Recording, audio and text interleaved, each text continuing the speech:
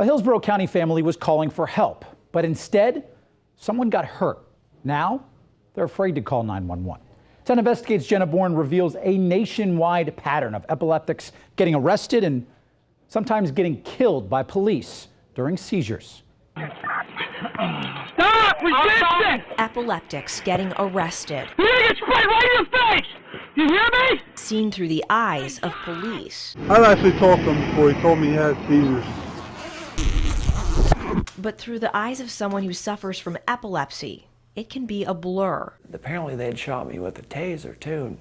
I don't remember that. Jeff Rutter has no memories of his 2 arrests by the Hillsborough County Sheriff's Office. I was having a seizure. I didn't know what was going on. Jeff started having seizures in 2014. At age 57, he had to move in with his parents. 911, what is your emergency? On October 16, 2016, Rutter was out of control. My son is having a second seizure. His stepmother called 911 for help. He's having a seizure? Who's yelling in the background? He gets very violent. He's being violent? Yeah. 2 deputies showed up here. You heard Rutter's stepmother tell 911 he was having a seizure. But both deputies were told that behind this door, they were responding to a domestic violence call. Once inside, the reports say Rutter tried to hit and kick the deputies. Here in the kitchen, one deputy said he grabbed Rutter by the head and took him to the ground with a leg sweep. Yeah. Rutter's father could only watch helplessly in his own home. And they were just so adamant about that he was on drugs. And right here is where they wrestled onto the floor. There were all 3 of them fighting here in the hallway. And this is where one of the officers, something on his belt, scraped the wall right here. Rutter was taken to the hospital where he was treated for a dislocated elbow, an injury he's still being treated for 3 years later. I was attacked in the driveway. 2 years later, Rutter had another seizure.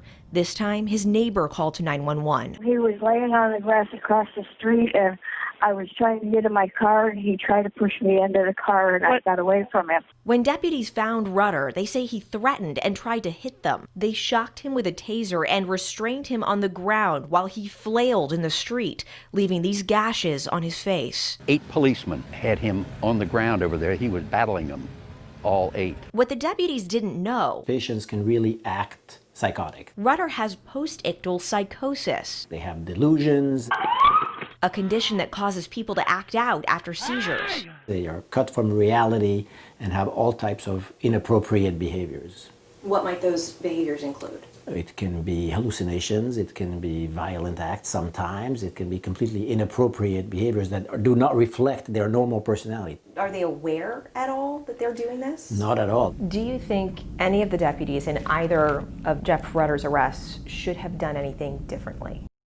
No. Colonel Kyle Robinson is the head of the Department of Patrol Services at the Hillsborough County Sheriff's Office, the department that arrested Rutter. I'm empathetic to this family. They're in tough times. But to ask a deputy sheriff to make that assessment as soon as he puts his car in park and gets out of the car and tries to decipher what's going on there it's not a reality. The Epilepsy Foundation says about 3.5 million people have epilepsy in the U.S., and post-ictal psychosis likely affects 6 to 10% of them. Do the math, and it's between 200,000 and 350,000 people nationwide. That's about the population of St. Petersburg. It can occasionally, and it did in a patient of ours recently, result in injustice. The patient is accused of things that he's not really responsible for. He had a seizure. 10 Investigates found similar cases across the country, officers mistaking epileptics outbursts as a reaction to drugs. Sometimes these encounters turn fatal. In Republic, Missouri, police shot Destry Mickle to death in 2016. And in 2012, McAdam Mason died after Vermont State Police fatally shocked him in the chest with a taser.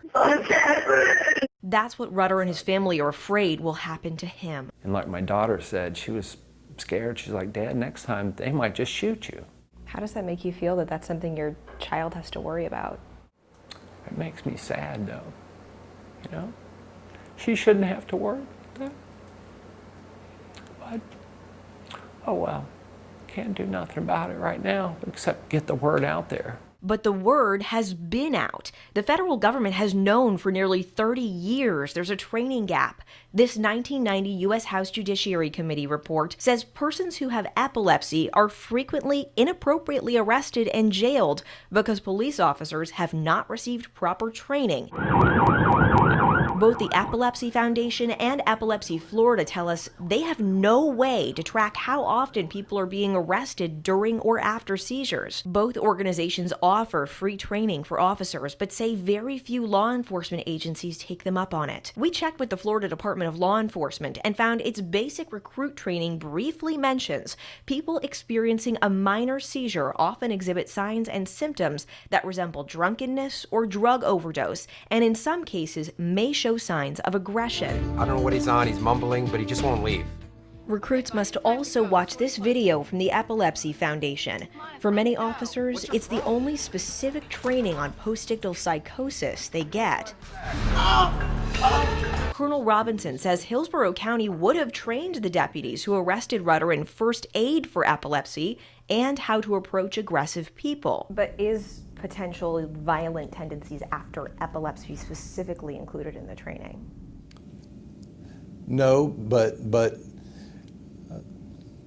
during the 770 hours of training, there's much to cover. We checked with more than 20 local law enforcement agencies and found only the Citrus County Sheriff's Office reported providing additional training on how to handle combative people who are coming out of a seizure.